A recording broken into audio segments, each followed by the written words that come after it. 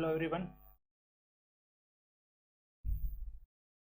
આજે સ્ટાર્ટ કરીશું આપણે પ્રોસેસ કોસ્ટિંગ 2 યુનિટ નંબર 2 આપણો. લાસ્ટ લેક્ચરમાં આપણે કમ્પ્લીટ કર્યું યુનિટ નંબર 1 માં ચેપ્ટર નંબર 1 આપણું હતું પ્રોસેસ કોસ્ટિંગ 1. પ્રોસેસ કોસ્ટિંગ 2 અને પ્રોસેસ કોસ્ટિંગ 3 જે આપણું યુનિટ નંબર 2 છે, જેમાં આપણે આજે સ્ટાર્ટ કરવા જઈ રહ્યા છીએ પ્રોસેસ કોસ્ટિંગ 2. બરાબર છે. ચેપ્ટર વિશે ઇન્ટ્રોડક્શન અને એની એક મેથડ જે છે, આ ચેપ્ટરમાં એક જ મેથડ છે, ઇન્ટર પ્રોસેસ પ્રોફિટ મેથડ, જે આપણે આજે સ્ટાર્ટ કરી. એ પહેલા ખાસ દરેકને એક હોમવર્ક માટે જે લાસ્ટ ટાઈમ સૂચના આપવામાં આવી હતી, આ લેક્ચરના ટાઈમ સુધી કોઈનું પણ હોમવર્ક હજુ સુધી પહોંચ્યું નથી. તો દરેકને રિક્વેસ્ટ છે કે જે પણ સૂચના આપવામાં આવે એ પ્રમાણે ફોલો કરો અને હોમવર્ક કરવાનું મોકલવાનું રાખવાનું છે તમારે. કારણ કે જ્યાં સુધી હોમવર્કમાં તમે જાતે પ્રેક્ટિસ નહીં કરો ત્યાં સુધી કોઈ પણ ચેપ્ટર તમને વારંવાર અમારી તમને ઇન્ફોર્મેશન છે કહીએ છીએ, છતાં પણ હોમવર્કમાં ડીલે એ સાબિત થાય છે કે તમારે મહેનત તમારી ઓછી. ઓનલાઈન ક્લાસ કરો કે ઓફલાઈન કરો, જે કરવાનું છે આપણે એ તો કરીએ જ છીએ. તો તમારે પણ હોમવર્ક જે છે તો કરવા માટેની જે સિસ્ટમ આપણે કરી છે એ પ્રમાણે તમારે ફોલો કરીને મોકલવાનું જ છે.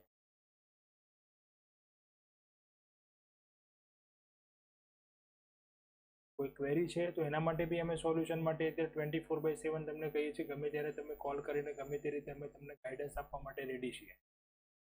સામે તમારા તરફથી પણ આઉટપુટ અમને મળવું જોઈએ. હોમવર્ક કરો છો, મહેનત કરો છો, તમને કોઈ ક્વેરી છે,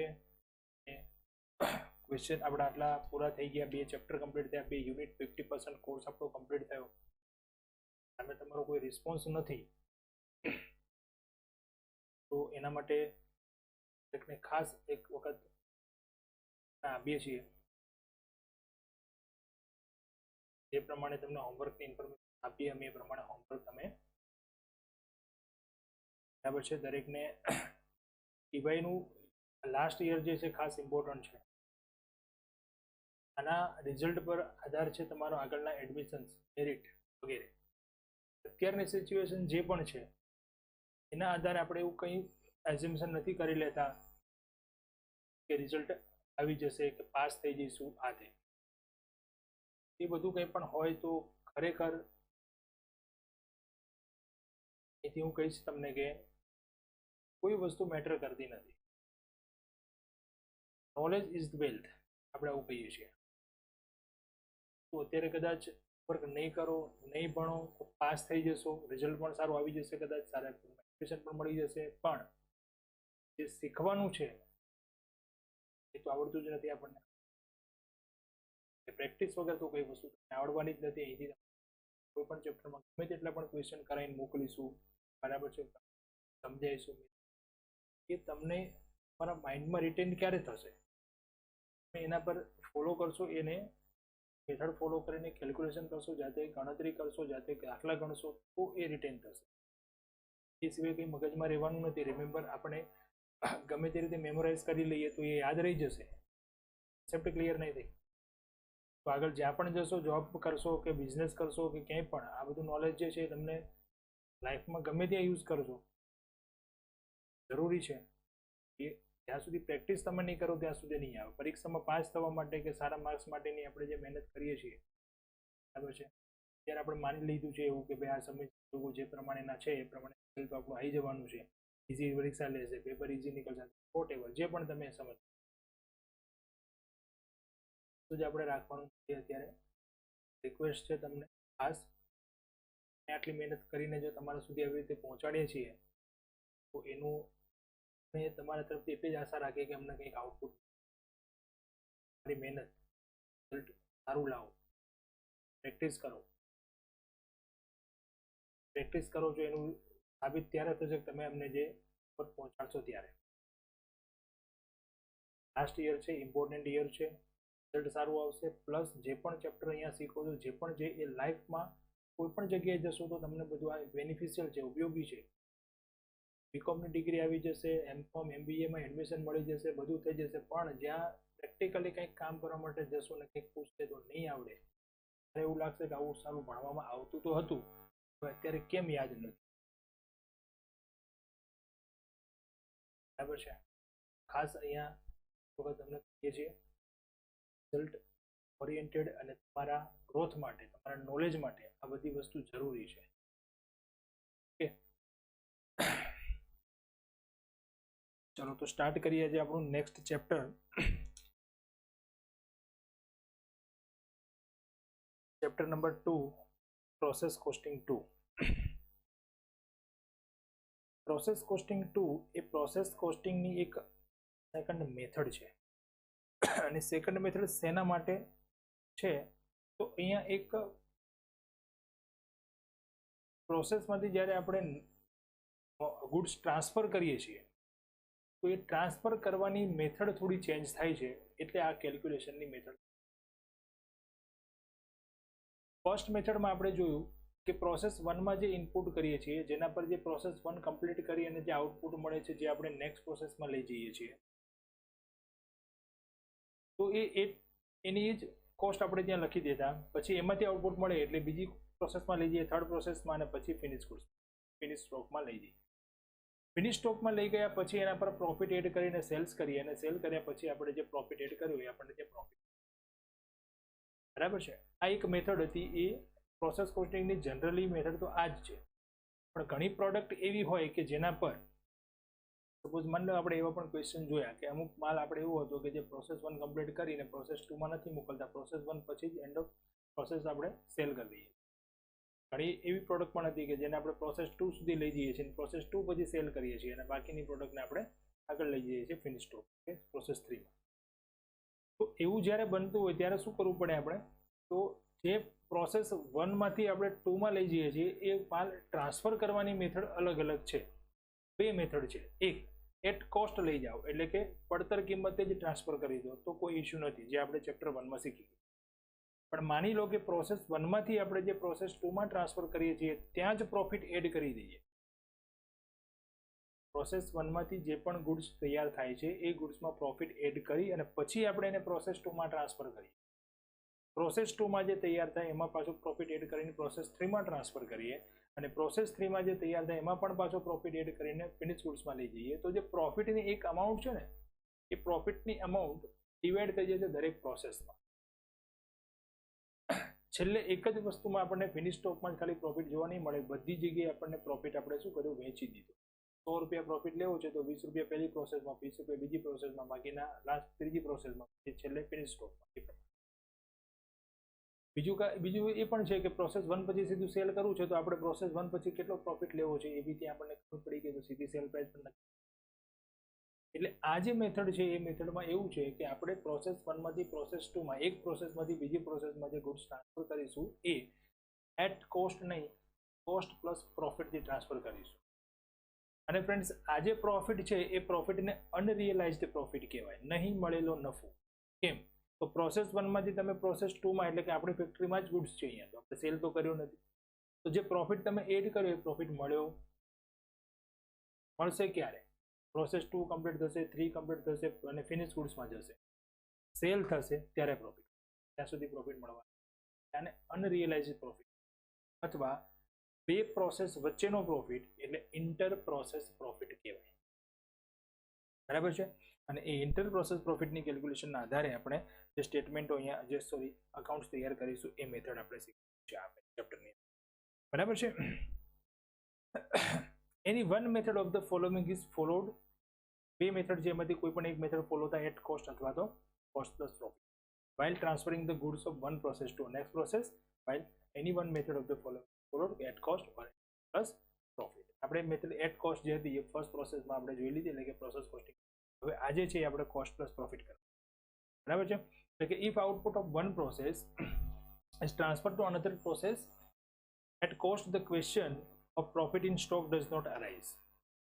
મતલબ આઉટપુટ જે છે એ એક પ્રોસેસમાંથી બીજી પ્રોસેસમાં આપણે એટ કોસ્ટ લઈ જઈશું તો પ્રોફિટનો કોઈ ક્વેશ્ચન આવતો નથી. But if output is of the one process is transfer to another process at a price higher than cost, then the question of the computing profit in the value of stock arises. સ્ટોકમાં જે profit કેટલો છે એ ખબર પડવી જોઈએ. કેમ? જો process 1 માંથી આપણે જે આઉટપુટ મળે એ પ્રોસેસ 2 માં લઈ જઈએ ત્યારે આપણે એમાં પ્રોફિટ એડ કરશું. એટલે પ્રોસેસ 2 નું જે ઇનપુટ આવશે એ ઇનપુટમાં પ્રોફિટ હશે. પ્રોસેસ 2 ના ઇનપુટમાં પ્રોફિટ હશે અને પ્રોસેસ 2 નું જે આઉટપુટ મળશે એમાં પણ પાછો આપણે પ્રોફિટ એડ કરીશું. એટલે જે પ્રોસેસ 2 છે એ પ્રોસેસ 2 નો જે સ્ટોક રહેશે ને, કદાચ ક્લોઝિંગ સ્ટોક, તો એ ક્લોઝિંગ સ્ટોકમાં પ્રોફિટ રહેશે, પ્રોફિટનો પ્રોબ્લેમ આવશે. બરાબર છે? જો એટ કોસ્ટ લઈ જતા હોય તો સ્ટોકમાં કોઈ પ્રોફિટ નથી. કોસ્ટ પ્લસ પ્રોફિટ કરીએ એટલે પ્રોસેસ 1 માં પણ સ્ટોકમાં પ્રોફિટ નથી, કેમ કે પ્રોસેસ 1 માંથી તો આપણે પ્રોફિટ એડ કરીએ છીએ. અગાઉથી કોઈ પ્રોફિટ એડ કરેલો માલસામાન આપણી પાસે આવતો નથી, પણ પ્રોસેસ 2 માં જે માલસામાન આવે છે એમાં પ્રોફિટ છે. જે આપણે નેક્સ્ટમાં લઈ જઈશું એમાં પણ પ્રોફિટ છે. તો બંને જગ્યાએ પ્રોફિટ છે. આવકમાં પણ પ્રોફિટ છે અને જાવકમાં પણ પ્રોફિટ. માલસામાનની આવક જે આવે છે એમાં પણ અને જે જાય છે એમાં પણ. તો એ પ્રોસેસનો જે સ્ટોક રહેશે, એટલે આપણે બધું ટ્રાન્સફર નથી કરતા, થોડોક સ્ટોક રાખીએ છીએ, તો જે સ્ટોક રહેશે ક્લોઝિંગ સ્ટોક પ્રોફિટ રહેશે ફ્રોમ પ્રોસેસ 2. પ્રોસેસ 1 માં નહીં આવે. બરાબર? This profit will be considered as unrealised profit, અને અનરિયલાઇઝ પ્રોફિટ કહેવાય અથવા ઇન્ટર પ્રોસેસ પ્રોફિટ કહેવાય, because of the goods have not sold and profit has not actually realized. વેચાયો નથી અને પ્રોફિટ હજુ મળ્યો નથી. In order to find true profit, સાચો નફો શોધવા માટે, such unrealized profit has to computed and a reserve is created for unrealized profit. આ બધા પોઈન્ટ જે છે ને ઇન્ટ્રોડક્શનના ખાસ એટલા માટે અહીંયા સમજાવું છું કે આના આધારથી તમને એમસીક્યુના ક્વેશ્ચનના પોઈન્ટ્સ અહીંથી તમને બરાબર છે. આ ડિસ્કશન બી આપણે કરી શકીએ, પણ આ લખવાનું ખાસ એટલા માટે જરૂરી છે કે આના આધારે અંદરથી તમને શોર્ટ ક્વેશ્ચન, એમસીક્યુ વગેરેના ઘણા બધા ક્વેશ્ચનના જવાબો આમાંથી તમને મળી જાય. બરાબર?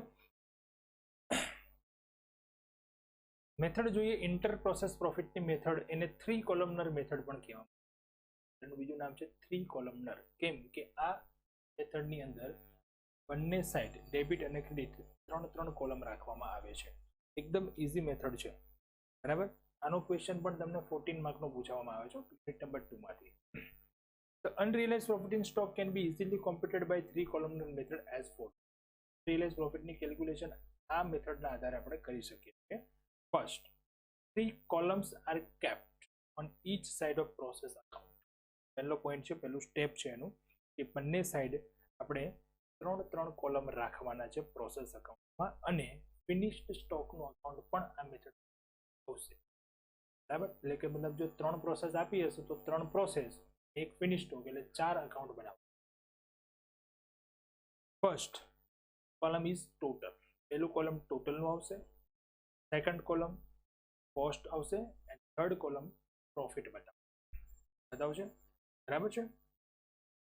Second, find closing stocks value from process 2. બીજું સ્ટેપ, પ્રોસેસ 2 માંથી તમારે દરેક પ્રોસેસમાં, એટલે કે 2, 3 ફિનિશ સ્ટોક બધામાં કોસ્ટની ક્લોઝિંગ સ્ટોકની કોસ્ટ વેલ્યુ ફાઇન્ડ કરવી પડશે. આપણે પહેલામાં જોયું ને કે સ્ટોકમાં પ્રોફિટ રહેશે ફ્રોમ પ્રોસેસ 2. ક્લોઝિંગ સ્ટોકમાં પ્રોફિટનો ભાગ હશે પ્રોસેસ 2 થી, પ્રોસેસ 1 માં નહીં હોય, કેમ કે પ્રોસેસ 1 માં તો આપણે પ્રોફિટ એડ કરીએ છીએ ફર્સ્ટ ટાઈમ. એટલે પ્રોસેસ 1 માંથી જ્યારે પ્રોસેસ 2 માં આપણે માલસામાન ટ્રાન્સફર કરીએ તો એના ઓપનિંગ સ્ટોક જે આવે, મતલબ કે જે પ્રોસેસ 1 માંથી 2 માં આવ્યું પ્રોફિટ છે, તો પ્રોસેસ 2 માં જે ક્લોઝિંગ સ્ટોક રહેશે, મતલબ આપણે જે ટ્રાન્સફર નથી કરતા નેક્સ્ટ પ્રોસેસ, જે સ્ટોક રહેશે એ સ્ટોકમાં પ્રોફિટ હશે. એ સ્ટોક શેમાંથી રહ્યો? તો પ્રોસેસ 1 માંથી આવ્યો છે માલસામાન એ, અને પ્રોસેસ 2 માં જે બીજો આપણે માલસામાન એડ કર્યો, એ બંનેનું મિક્સ કરી અને આપણે જે પ્રોડક્ટ તૈયાર કરી, મતલબ જે આપણે પ્રોસેસ પૂરી કરી, અને એમાંથી જે સ્ટોક રહેશે તો એ સ્ટોક છે એમાં પ્રોફિટનો ભાગ હશે.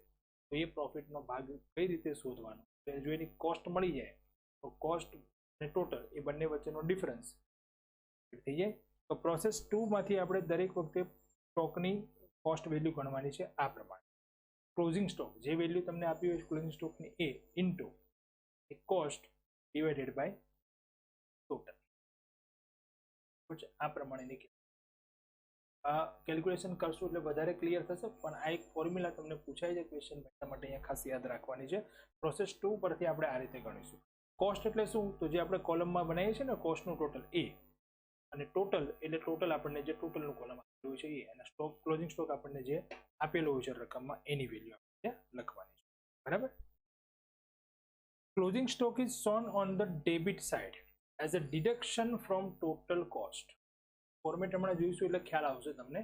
ક્લોઝિંગ સ્ટોક લખવાની મેથડ આ મેથડમાં થોડી જુદી છે. જનરલી ક્લોઝિંગ સ્ટોક આપણે ક્યાં લખતા હોય? Credit side.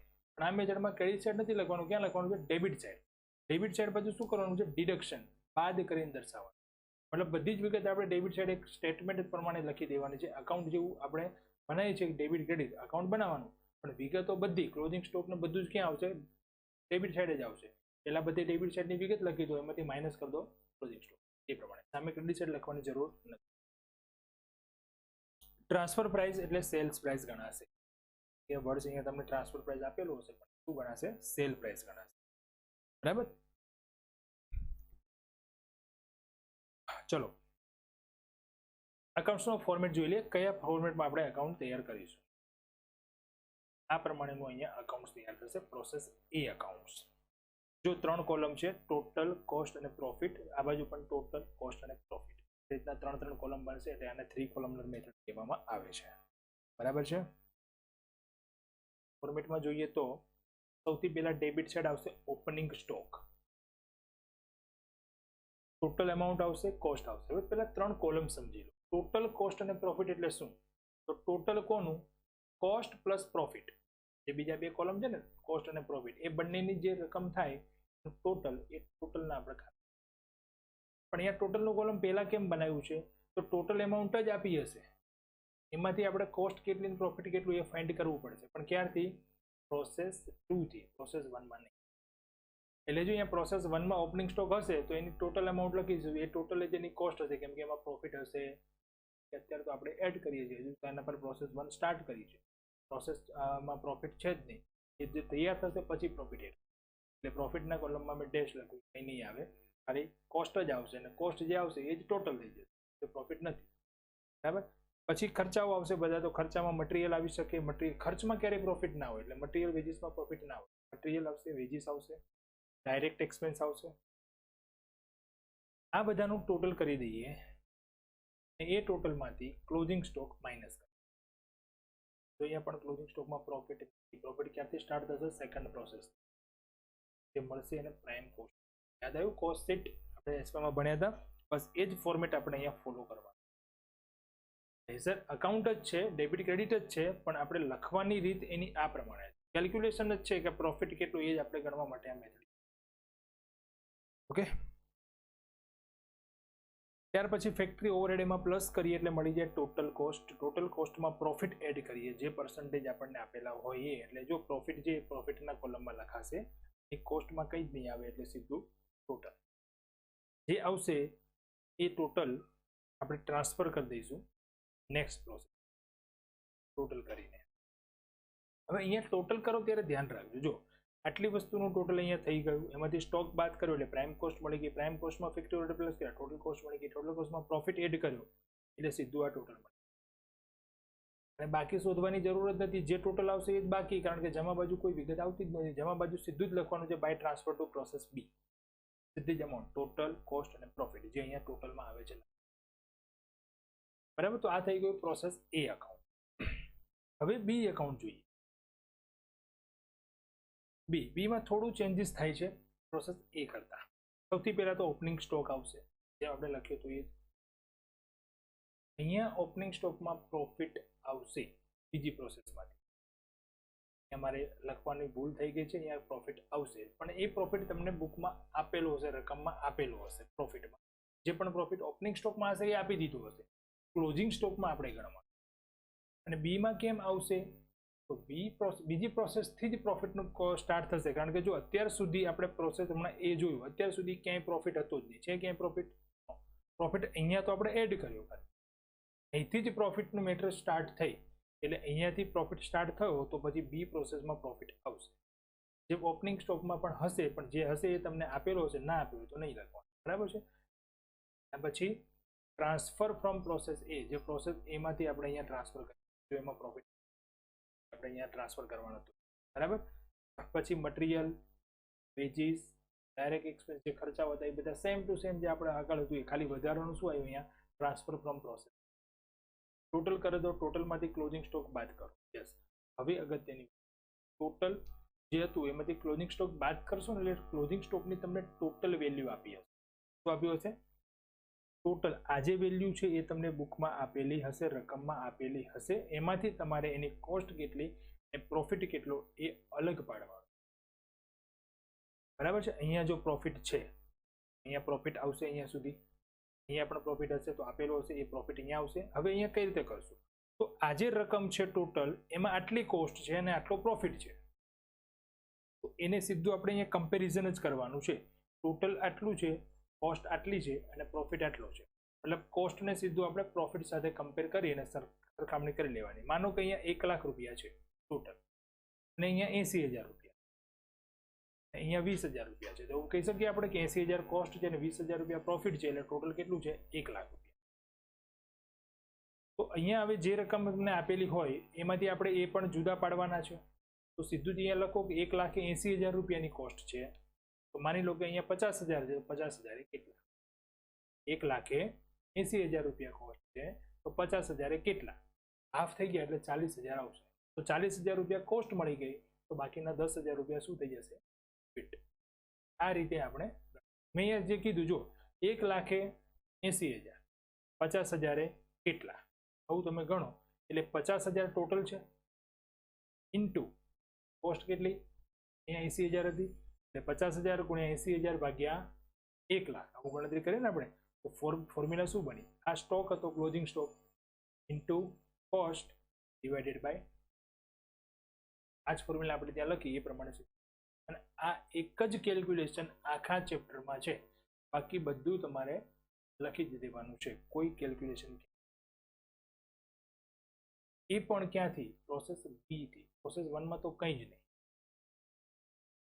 પ્રાઇમ કોસ્ટ મળી ગઈ પ્રાઇમ કોસ્ટ પછી ફેક્ટરી ઓવરહેડ પ્લસ કરો એટલે ટોટલ કોસ્ટ મળી જશે અને એમાં પ્રોફિટ એડ કરો પ્રોફિટ ધ્યાન રાખજો ખાસ પ્રોફિટ જ્યારે એડ કરો તો પ્રોફિટના કોલમમાં જ પ્રોફિટ આવશે અહીંયા પ્રોફિટ ક્યારેય નહીં આવે કોસ્ટમાં ના આવે પ્રોફિટ અહીંયા એડ કરો એટલે અહીંયા ટોટલ મળી જશે હવે અહીંયા ફોર્મેટમાં થોડી અહીંયા મારે ભૂલ છે કે અહીંયા મારે લખવાનું હતું એમાઉન્ટ લખવાની હતી જે પીડીએફ આવશે એમાં હું કરેક્શન કરી દઈશ અહીંયા આવશે પછી અહીંયા પ્રોફિટ આવશે અહીંયા પણ પ્રોફિટ આવશે જે આ ટોટલ તો કન્ટિન્યુ ચાલશે ને અહીંયા પણ પ્રોફિટ આવશે બરાબર છે જે ટ્રાન્સફર કરી દઈશું પ્રોસેસ સીમાં same to same process C આવી જ રહેશે એમાં કોઈ ચેન્જીસ નથી એટલે હું પ્રોસેસ સીનું ફોર્મેટ તમને લખાવતો નથી પ્રોસેસ સીમાં શું થઈ જશે જો ઓપનિંગ સ્ટોક આવશે પછી ટ્રાન્સફર ફ્રોમ પ્રોસેસ એની જગ્યાએ શું આવશે ટ્રાન્સફર ફ્રોમ પ્રોસેસ બી આવશે પછી material veggies direct expense closing stock જેવું અહીંયા ગણવું એવું ત્યાં ગણવાનું ટાઈમ કોસ્ટ મળી ગઈ ફેક્ટરી ઓવરહેડ પ્લસ કરો ટોટલ કોસ્ટ આવી ગયું પ્રોફિટ એડ પ્રોફિટની કેલ્ક્યુલેશનમાં પણ ધ્યાન રાખજો ખાસ પ્રોફિટ છે એનો રેટ તમને આપેલો હશે મેં તમને એક હમણાં આગળ ઇમ્પોર્ટન્ટ પોઈન્ટ્સમાં લખાયું કે પ્રોફિટ જે છે એ પ્રોફિટની અંદર પ્રોફિટનો રેટ જે છે એ રેટની the transfer price is equal to sales price આવું લખાયું એટલે ટ્રાન્સફર પ્રાઇસ જે છે એને સેલ પ્રાઇસ આપણે કહીએ છીએ બરાબર છે તો જે રેટ છે તમને જો સેલ પ્રાઇસ પર આપેલો હોય તો તમારી પાસે તો પહેલાં શું આવશે કોસ્ટ આવશે પાસે પહેલાં શું આવે છે કોસ્ટ આવશે કોસ્ટ જે છે એ કોસ્ટ પર રેટ આપેલો હોય તો સીધા જ આના પર્સન્ટેજ કરો એટલે પ્રોફિટ મળી પણ જો સેલ પ્રાઇસ આપેલી હોય પર્સન્ટેજ સેલ પ્રાઇસ ઉપર આપેલા હોય તો તમારે પર્સન્ટેજને કન્વર્ટ કરી અને સેલ પ્રાઇસના કોસ્ટ પ્રાઇસ પર કન્વર્ટ કરવાના બરાબર છે આગળ જોઈએ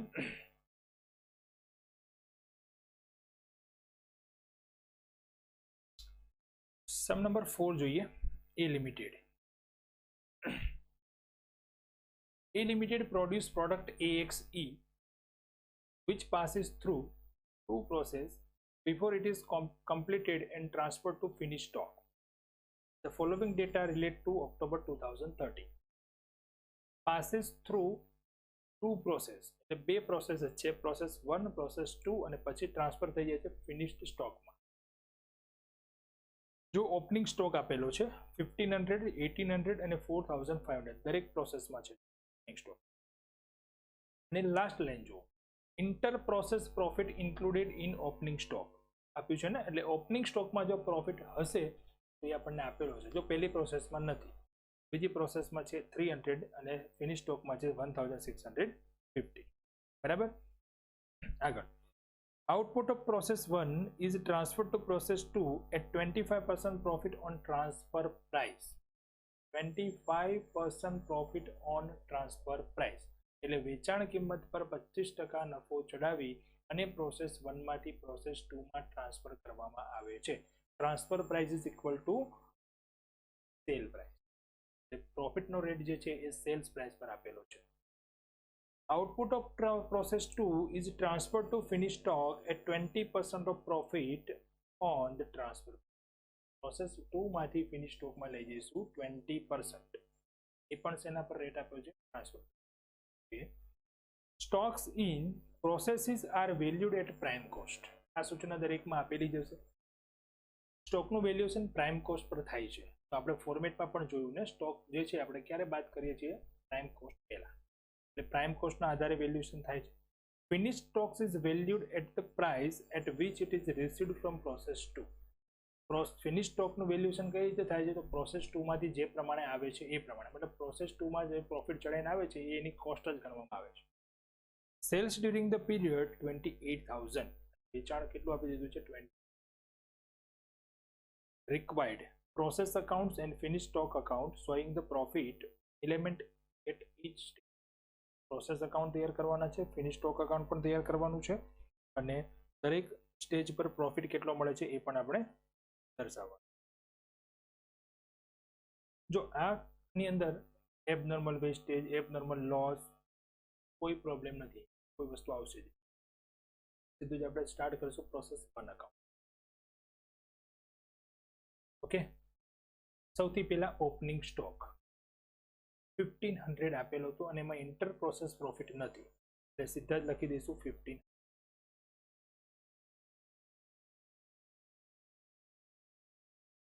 મટીરિયલ 3000 છે. વેજીસ 1240 છે. ડાયરેક્ટ એક્સપેન્સ નથી, જરૂર નથી. આ તો ફોર્મેટ પ્રમાણે મેં લીધું છે એટલે લખાઈ ગયું છે. તમે ના લખો તો પણ ચાલશે, ખર્ચાઓ છે નહીં. ચાલો આનું ટોટલ કરીએ તો થઈ જાય છે 6740. પ્રોફિટ છે નહીં. ક્લોઝિંગ સ્ટોક જો ક્લોઝિંગ સ્ટોક છે અહીંયા 740 અને પ્રોસેસ 1 માં ક્લોઝિંગ સ્ટોક જે છે એ જ એની કોસ્ટ ગણાશે, કારણ કે અહીંયા ઓપનિંગ સ્ટોકમાં પ્રોફિટ નથી તો ક્લોઝિંગ સ્ટોકમાં પણ પ્રોફિટ હોય. પ્રોફિટની મેટર સ્ટાર્ટ જ ક્યારથી થશે? તમારે પ્રોસેસ 2 થી, બરાબર છે.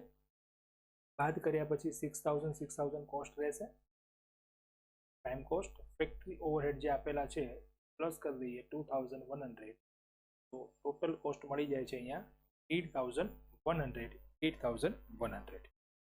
હવે એમાં પ્રોફિટ એડ કરીશું, પણ પ્રોફિટ માટે આપણને રેટ જે આપેલો હતો એ રેટ આપેલો છે 25% on transfer price. Transfer price પણ આપણને પ્રોફિટનો રેટ આપેલો છે, બરાબર ને? તો ટ્રાન્સફર પ્રાઇસ પર પ્રોફિટનો રેટ આપ્યો છે તો આપણે શું કરવું પડશે? એને કન્વર્ટ કરવું પડશે ઓન કોસ્ટ. તો 25% ટ્રાન્સફર પ્રાઇસના કીધા છે, તો ધારી લઈએ કે ટ્રાન્સફર પ્રાઇસ કેટલી હોય? 100 રૂપિયા. પ્રોફિટ એમાંથી માઇનસ કરીએ આપણે 25, તો 75 રૂપીસ કોસ્ટ થઈ જાય. હવે જો કોસ્ટ 75 હોય અને પ્રોફિટ 25 છે, હાઉ મચ એટ 100? આન્સર મળશે ફ્રેન્ડ્સ 33 ઓન કોસ્ટ, એટલે કે 1/3% અહીંયા થઈ ગયું આપણો પ્રોફિટ, બરાબર છે. એ 2700 થશે અને પ્રોફિટના કોલમમાં આવશે, કોસ્ટમાં આવશે નહીં, બરાબર. પ્લસ કરીએ તો 10,800, 8,100 and 2,000. સામેની બાજુ પણ ટોટલ એ જ આવશે અને એ જ વસ્તુ આપણે ટ્રાન્સફર કરી દઈશું ટ્રાન્સફર ટુ પ્રોસેસ 2. ઓકે, અને અહીંયા હવે લાસ્ટમાં જે મેં અહીંયા લખ્યું એ સ્ટોક, આ જે સ્ટોક છે એ સ્ટોક તમારે દરેકમાં લાસ્ટમાં અહીંયા બતાવવું પડશે સ્ટોક કેરી ફોરવર્ડ. આ સ્ટોક આપણે દરેક પ્રોસેસનો સ્ટોક આપણે અલગથી ટોટલ લખ્યા પછી એક શા માટે એ આપણે આગળના ક્વેશ્ચનમાં જોઈશું, બરાબર, પણ અત્યારે એ લખવાનું. ચલો, પ્રોસેસ 1 અકાઉન્ટ કમ્પ્લીટ થઈ ગયું. Process 2 account. પ્રોસેસ 2 માં સૌથી પહેલા ઓપનિંગ સ્ટોક. હવે જો અહીંયા ઓપનિંગ સ્ટોક કેટલો હતો 1800 અને એમાં પ્રોફિટ કેટલો હતો 300. તો 1800 આપણે લખીશું ટોટલના કોલમમાં અને પ્રોફિટ લખીશું 300 પ્રોફિટના કોલમમાં. તો એની કોસ્ટ થઈ જાય છે 1800. એટલે આ બંનેનું ટોટલ છે ને, આ બંનેનું ટોટલ એ અહીંયા ટોટલમાં થવું જોઈએ. એટલે ટોટલ 1800 આપેલા છે, પ્રોફિટ 300 છે, તો કોસ્ટ કેટલી થઈ જાય 1500. ઓકે. પછીના ખર્ચામાં આપણે પહેલા ટ્રાન્સફર ફ્રોમ પ્રોસેસ 1, પ્રોસેસ 1 માંથી જે લાવીશું એ આપણે અહીંયા એડ કરશું. તો 10,800, 8100 and 2. આ બંનેનું ટોટલ થઈ જાય છે 10,800. એમ આપણે આગળની પ્રોસેસમાં કમ્પ્લીટ કર્યું. ખર્ચાઓમાં મટીરિયલ આપેલું છે, વેજીસ આપેલું.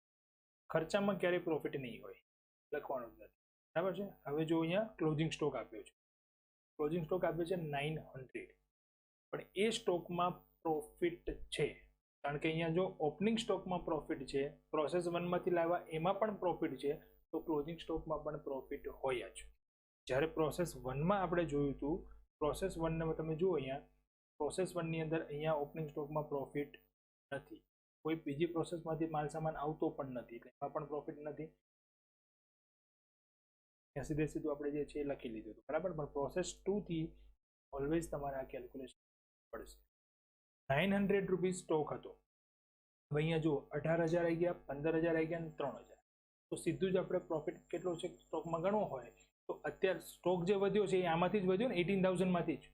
તો 18,000 છે એની કોસ્ટ છે 15,000 અને 3,000 પ્રોફિટ છે. તો આપણો સ્ટોક કેટલો છે 900. તો સીધી જ ગણતરી કરો, 18,000 ને 15,000, હાઉ મચ? 900. કેલ્ક્યુલેશન શું થશે? 900 into 15,000 divided by 18,000, બરાબર. તો સ્ટોકની વેલ્યુ મળશે આપણને આ રીતે, 900 માં 750 cost, 900 into 15,000 divided by 18,000.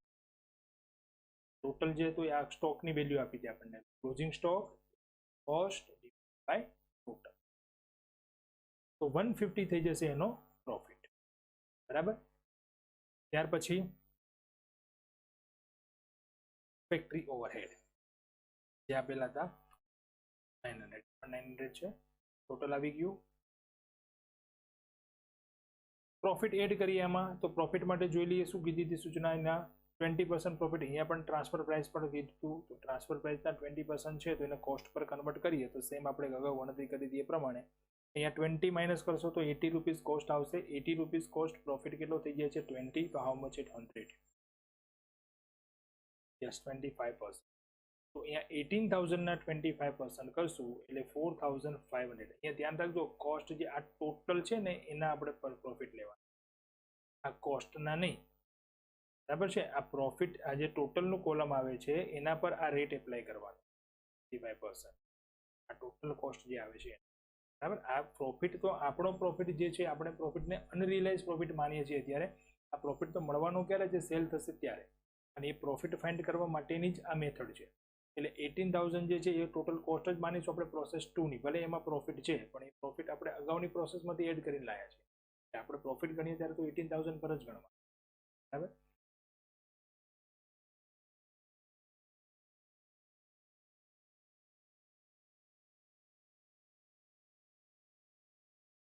Okay.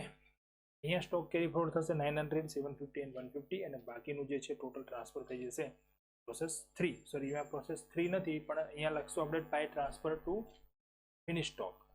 Finish stock છે ને સીધું, પ્રોસેસ 3 નથી. હવે તૈયાર કરીએ ફિનિશ સ્ટોક અકાઉન્ટ.